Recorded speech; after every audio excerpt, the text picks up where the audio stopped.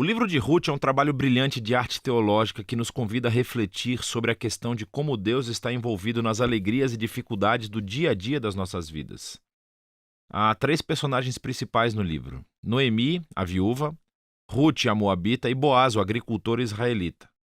E sua história é contada em 4 capítulos que são projetados lindamente. Vamos nos aprofundar e ver como tudo se desenvolve. O capítulo 1 começa com essa frase: nos dias em que os juízes decidiram. E isso nos lembra dos dias muito sombrios e difíceis do livro de Juízes. E aqui encontramos uma família israelita em Belém lutando para sobreviver à fome. E assim, em busca de comida, eles se mudam para a terra de Moabe, antigo inimigo de Israel. E aí o pai da família morre. E os filhos se casam com 2 mulheres moabitas, Ruth e Orfa. E então os filhos também morrem. E assim, eles deixam apenas Noemi e essas 2 novas noras. E Noemi não tem mais motivos para ficar. E ela diz às suas novas noras que ela está voltando para casa.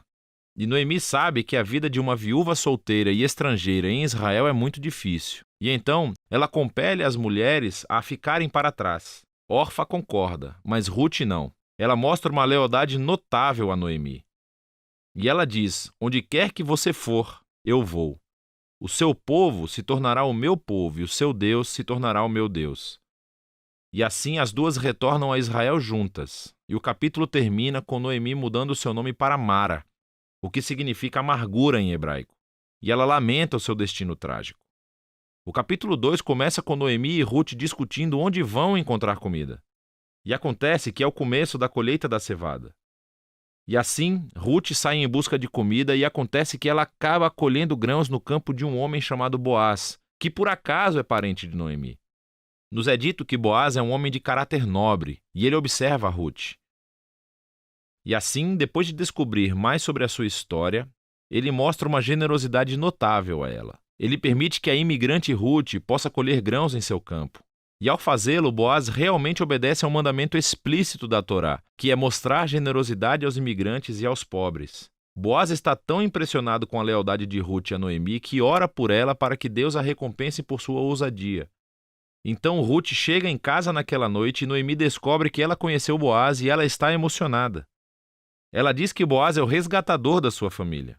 Agora, essa coisa de resgatador da família era uma prática cultural em Israel, onde se um homem da família morresse e deixasse para trás uma esposa, filhos ou terra, era responsabilidade do resgatador da família casar-se com aquela viúva, aceitar a terra e proteger essa família. Então, Noemi começa a ter esperança de que talvez haja um futuro para sua família. O capítulo 3 começa com Noemi e Ruth fazendo um plano para que Boaz perceba a sua situação. Então Ruth parará de usar roupas de viúva de luto e dará sinais de que ela está disponível para casar-se. E assim, Ruth vai ao encontro de Boaz na fazenda naquela noite. E quando ela se aproxima, Boaz acorda e ele está totalmente surpreso. E Ruth deixa as suas intenções muito claras. Ela pergunta se Boaz vai redimir a família de Noemi e se casar com ela. Boaz é mais uma vez surpreendido pela lealdade de Ruth, Noemi e sua família. E ele chama Ruth de uma mulher de caráter nobre. É o mesmo termo usado para descrever a mulher de Provérbios 31. Então, Boaz diz a Ruth para esperar até o dia seguinte, e ele resgatará Ruth e Noemi legalmente perante os anciãos da cidade. E assim, o capítulo termina, com Ruth retornando a Noemi, e elas se maravilham juntas por todos esses eventos recentes. No capítulo 4, tudo se encaixa.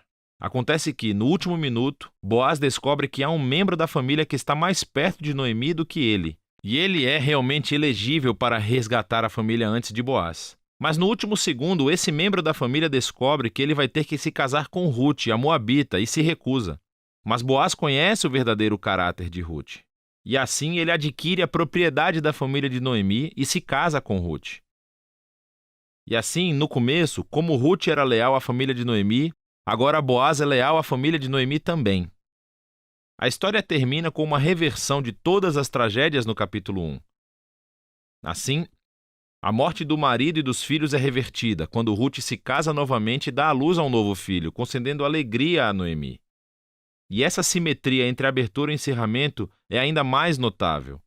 Então, lembre-se, a tragédia da abertura foi seguida por um grande ato de lealdade da parte de Ruth. E isso agora é correspondido pelo ato de lealdade de Boaz que leva à restauração final da família. E essa simetria também destaca o conceito dos capítulos internos.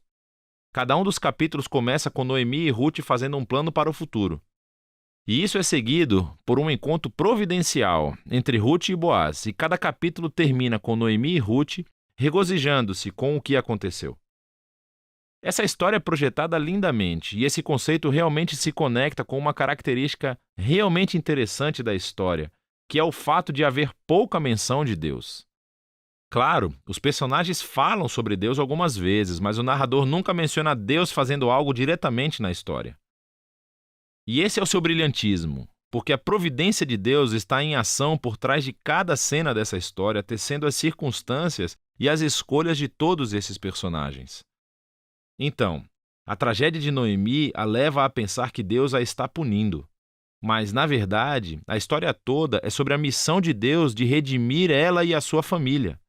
Ele está fazendo isso através de Ruth, através de sua ousadia e lealdade, que traz cura para a vida de Noemi.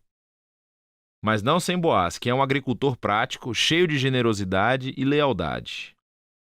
E assim, Deus usa sua integridade combinada com a ousadia de Ruth para salvar Noemi e a sua família. E assim, essa história explora de maneira brilhante a interação dos propósitos e da vontade de Deus com a decisão e a vontade humanas. Deus entrelaça a obediência fiel do seu povo para realizar os seus propósitos redentores no mundo. E isso leva ao final verdadeiro da história. O livro de Ruth conclui com uma genealogia, mostrando como o filho de Boaz e Ruth, Obed, era o avô do rei Davi, de onde veio a linhagem do Messias.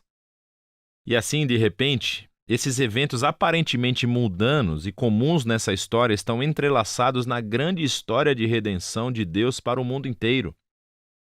E assim o livro de Ruth nos convida a considerar como Deus pode estar trabalhando nos detalhes muito comuns e mundanos das nossas vidas também. E é disso que trata o livro de Ruth.